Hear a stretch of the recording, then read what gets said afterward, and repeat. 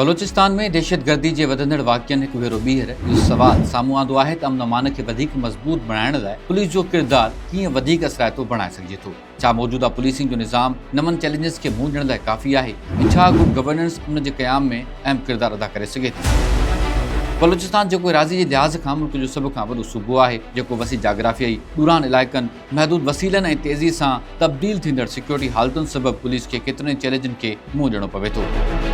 अहिड़नि हालतुनि में पुलिस खां रुॻो वाक़े खां पोइ कार्रवाई न पर अॻुवाट मालूमात गॾु करणु, ॾोहनि जे रोकथाम ऐं अवाम सां वेझो राब्तो रखण जी बि उमेद कई वञे थी। जदीद दौर में पुलिस जो किरदारु रुॻो ॾोहारियुनि खे गिरफ़्तार करण ताईं महदूद नाहे रहियो, पर ॾोहनि खे थियण खां अॻु रोकण बि उन जी ज़िम्मेवारीअ में शामिल आहे। उन लाइ ज़रूरी आहे त पुलिस खे जदीद तरबियत ॾिनी वञे, जांच जो निज़ाम साइंसी ऐं जदीद बणायो वञे, फॉरेंसिक ऐं डिजिटल टेक्नोलॉजी जो इस्तेमालु वधायो वञे, पुलिस स्टेशनुनि खे जदीद सहूलियतुनि सां लैस कयो वञे, एहलकारनि खे मुनासिब वसीला ऐं तहफ़ुज़ फ़राहम कयो वञे, जॾहिं त कम्यूनिटी पुलिसिंग खे हथी ॾिनी वञे त जीअं अवाम ऐं पुलिस विच में एतमाद मज़बूत थिए। पाइदार अमन सिर्फ़ क़ानून लागू करण सां मुमकिन नाहे, शिफ़ाफ़, जवाबदेह ऐं मौसर हुक्मरानी बि अमन अमान जे क़याम लाइ बुनियादी अहमियत रखे थी।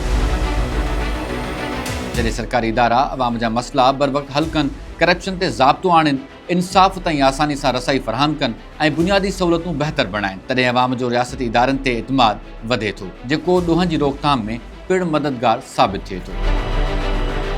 पुलिस जी कामयाबी सिर्फ़ क़ानून लागू कंदड़ इदारनि जी कारकर्दगी ते दारोमदार नथी रखे, पर अवाम जे तावन ते बि मुनसर हूंदी आहे। जॾहिं शहरी मशकूक सरगर्मियुनि बाबति बर वक़्तु इतला ॾियनि, क़ानून जी पासदारी कनि ऐं पुलिस सां ताउन कनि त केतिरनि ई वाक़िअनि खे अॻुवाट रोके सघिजे थो।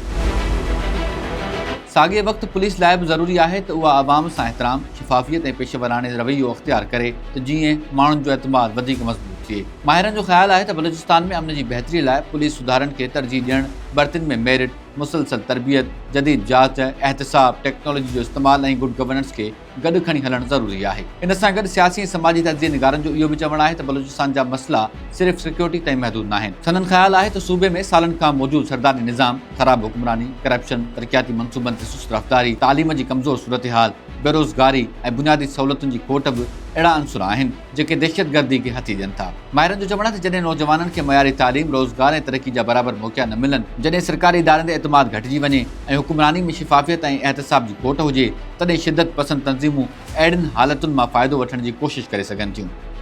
तंहिं करे केतिरनि ई माहिरनि जी राय आहे त बलूचिस्तान में पाइदार अमन लाइ पुलिस सुधारा, सुठी हुक्मरानी, करप्शन जो ख़ात्मो, तालीमी निज़ाम जी बहितरी, रोज़गार जा मौक़िया, बुनियादी सहूलियतुनि जी फ़राहमी ऐं सभिनी इलाइक़नि जी मुतवाज़न तरक़ी बि इंतहाई ज़रूरी आहे। जॾहिं क़ानून जी हुक्मरानी, मौसर पुलिसिंग, शिफ़ाफ़ गवर्नेंस, मयारी तालीम ऐं मुआशी तरक़ी गॾिजी अॻिते वधंदा, तॾहिं बलूचिस्तान में अमन, इस्तेहकाम ऐं अवामी एतमाद खे मज़बूत बुनियादु मिली सघंदो।